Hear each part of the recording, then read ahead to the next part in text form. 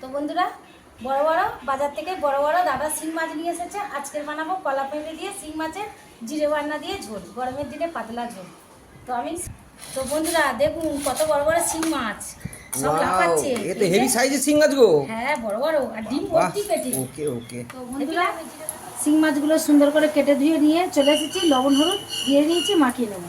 মাছে লবণ হলুদটা শিং মাছ দিয়ে কলা পেঁপে দিয়ে ঝোল করব। এখানে কেটে নিয়েছি আলু, এখানে 5 ফোড়ন দেবো, জিরের গুঁড়ো, লবণ, হলুদ, আদা কুচি। গরম হয়ে গেছে, মাছগুলো ছেড়ে দেবো। এর মধ্যে দিয়ে দেবো 5 ফোড়ন, কলা আলু কেটে। তো কলা আলু মাছ দিয়ে ঝোল ভালো লাগবে। দেবো আদা বাটা, কি সবজি ভালো করে ভাজা হয়ে গেছে। হলুদ গুঁড়ো, জিরের গুঁড়ো আর লবণ দেবো পরিমাণ মতো।